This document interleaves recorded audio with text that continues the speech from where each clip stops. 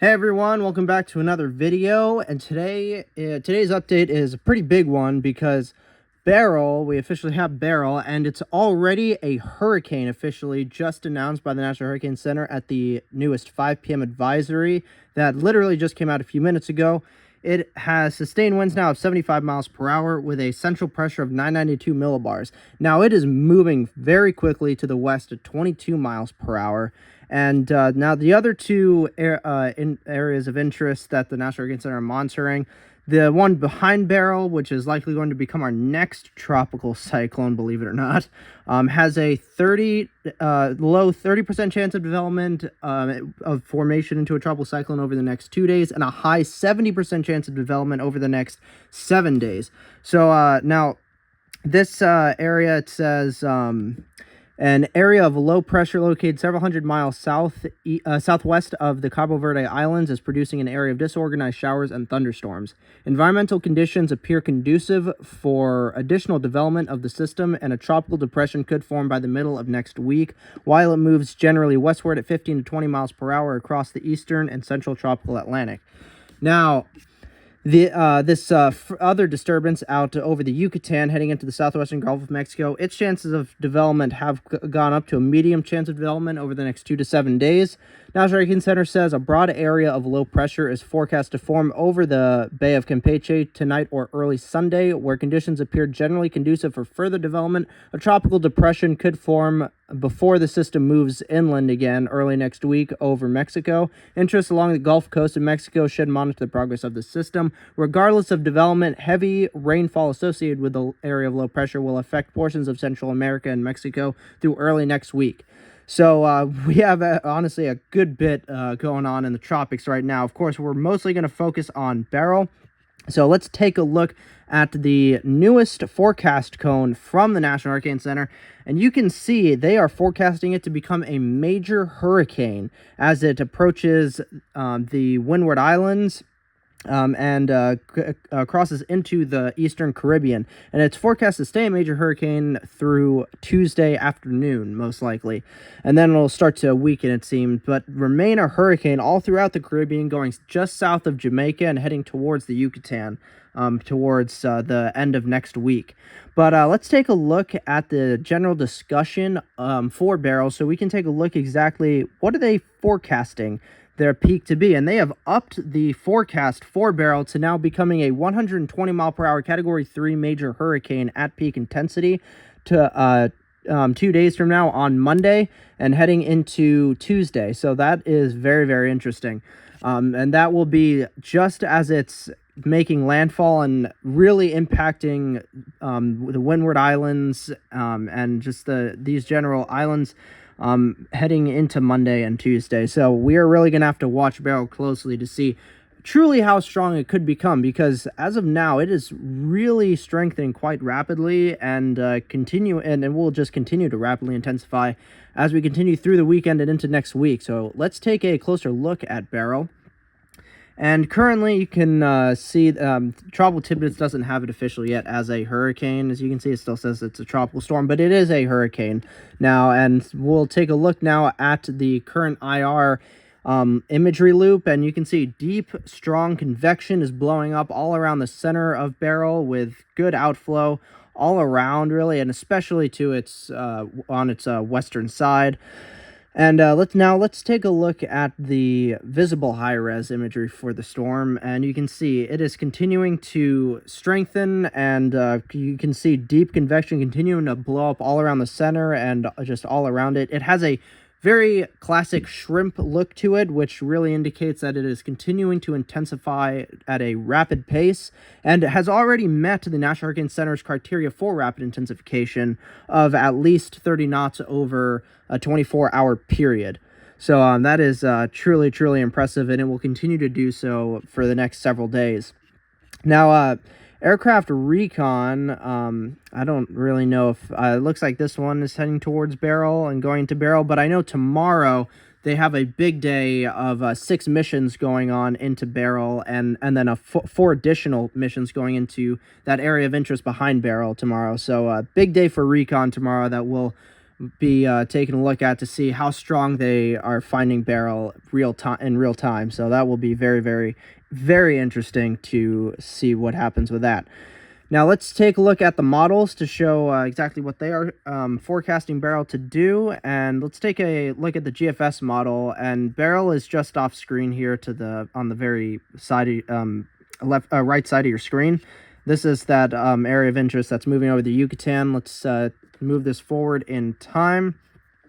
And you can see there's Beryl, and this is the GFS model, the American model, and you can see it is showing Beryl strengthening and getting a much, much lower pressure, getting down into the 960s as it gets towards the Windward Islands, southern Lesser Antilles, and heading into the Caribbean. Now, the GFS has Beryl actually making landfall and crossing over the entire island of Jamaica. And you can see actually that area of interest behind Beryl, the GFS is showing strengthening, becoming possibly another hurricane crossing over those same areas of the southern Lesser Antilles, Windward Islands. But the GFS continues to show Beryl move across to the Yucatan and into the Gulf of Mexico, where it shows it's strengthening again and then hitting Mexico as a stronger hurricane and bringing more rainfall and flooding to that area. And that area is really getting hit a lot now by a lot of tropical moisture over the last couple or 2-3 weeks. Now the GFS does have that area behind Beryl, this area of interest likely dissipating, it seems, as it gets towards south of the Hispaniola and towards Cuba later on into the following week. So I mean, this is far out. This is like a whole week and a half out at that point. So that's that'll really change a lot as we head into next week and go throughout next week. So really we're focusing on Beryl, and GFS doesn't really show too much of anything of that that current area of interest over the Yucatan going into the Gulf of Mexico and hitting Mexico with more tropical moisture and heavy rainfall. But that is what the GFS is showing overall. Now let's take a look at the European model. And once again, Beryl is this area of rain and just disturbed weather, thunderstorms. This is that area of interest over the Yucatan. And the European model, as we head through the weekend and into next week, the European model continues to really show, Beryl strengthening as it gets towards the Windward Islands, but definitely showing it a lot weaker as it goes through that area and into the Caribbean, unlike the GFS. Now, the European model, on the other hand, does have Beryl as a much stronger system as it continues through the Caribbean and impacting Jamaica. Now, the Euro has it weakening and going over the Yucatan and then re-strengthening like the GFS does, not to near as strong of a degree, and then hitting the Gulf Coast of Mexico, bringing more heavy rain, flooding, and tropical moisture to that same area. Now, the area of interest behind Beryl, the European model really is not too keen on at all, really showing it as a large, disorganized area of showers and thunderstorms its entire lifespan. So that's kind of interesting for sure, and we'll see though what really happens with it. I mean, it looks more likely than not that it will become our next tropical cyclone, and possibly even our next named tropical cyclone. Now let's take a look at the Canadian model, and we'll move this forward in time through the rest of this weekend and into the beginning of next week. And you see the Canadian model is it's not really showing an accurate representation of how strong Beryl will really be as it heads through the Windward Islands, southern Lesser Antilles, and into the Caribbean. It shows it as a very, very weak system, and as we already know, it's already a hurricane. However, the Canadian model shows it generally going through the northern Caribbean, south of Hispaniola, impacting Jamaica.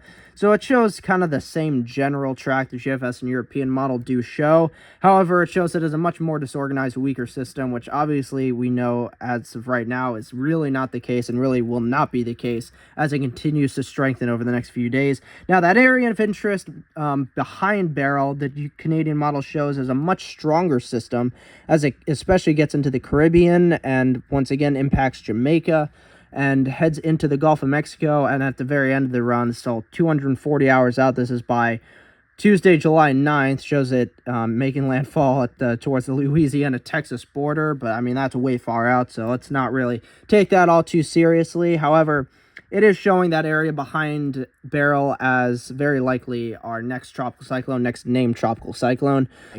especially Beryl, is strengthening so rapidly right now and will continue to strengthen and become likely our first major hurricane as we head into tomorrow and especially Monday. Let's take a look at the Western Atlantic. Let's zoom in and show those sea surface temperatures. These are the current sea surface temperatures for the tropical Atlantic and where Beryl is. I mean, Beryl is in this general area of temperatures, and this entire area is already between 27 and 29 degrees Celsius. So you can see the whole Caribbean is 28, 29 degrees Celsius, areas nearing 30 degrees Celsius in the very northwestern Caribbean and southern parts of the Gulf of Mexico. And the whole Gulf of Mexico, really, except for like right off the northern Yucatan coast, is generally having sea surface temperatures around 29, 30 degrees Celsius. It's just absurd how warm the sea surface temperatures are. So that is plenty of fuel for Beryl to feed off of, for it to strengthen a ton and become our first major hurricane of the Atlantic hurricane season this year, which is just absurd at this time of year. At the very end of June, very beginning of July, we really don't see that. The only real, especially recent comparable systems that we can really compare Beryl to for that intensity is we go back to 2005 and we compare it really to Dennis and Emily, where they both back-to-back became major hurricanes through the same region and basically more or less that same track that Beryl is generally looking to go through, especially through the Caribbean. Both of them becoming major hurricanes. Emily became a Category 5. So that's really absurd and really crazy. That doesn't really seem like Beryl will get that strong. However, Dennis became a Category 4 hurricane at peak, I believe, and Beryl won't be too far off from that peak intensity. But however, I don't know if Beryl will get that strong. It really seems like at this point it will become a weak Category 3 hurricane at peak intensity, which is still pretty crazy for this time of year regardless. So that's just truly just, again, I just keep saying it over and over, but it is truly absurd. Now this is Invest 94L, which is the let's let this load in. Here we go. This is that Invest marked over the Yucatan right now. That is, it is currently blowing up a lot of strong convection all around the Yucatan, across the Yucatan, and so it's not really looking too bad for a potential system to become a tropical cyclone once it gets into the southwestern Gulf of Mexico, where we know, as I just showed you guys, how warm the sea surface temperatures are there. So we'll really have to watch that, see if that could become maybe a quick tropical cyclone, forming tropical cyclone like Alberto was a couple weeks ago. But we're really all eyes on Beryl, which is now officially a hurricane and the first hurricane of the 2024 Atlantic hurricane season. Now let's take a look at the Wikipedia page for the overall season, and you can see, here we go, Beryl is now the second named storm, but now eclipsed Alberto as the strongest tropical system so far. 75 mile per hour hurricane, Category 1 hurricane with a pressure of 992 millibars currently. Now the hurricane season looks like it's going to be a pretty wild one, where it's looking likely that we will see at the very least 15 named storms, according to the North Carolina State University's forecast back in mid-April. But looks like most to all forecasts are showing that we will see at least 20 named storms total. Hurricane-wise, we'll see likely around 10, if not maybe higher amount of hurricanes, and then major hurricanes we could see as high as 7 major hurricanes, according to NOAA's first forecast back in the end of May.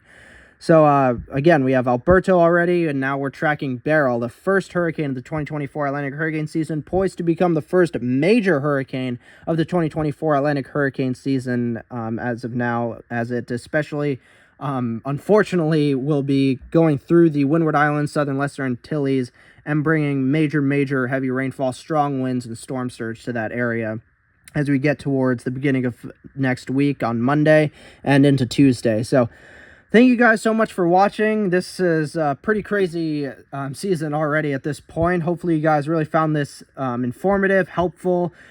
Comment down below. Let's have a nice lively discussion down there in the comment section about how strong do you guys think Beryl will get? Do you guys think it will peak at Category 3? Do you think it could get even stronger? let's have a nice discussion down there in the comments section.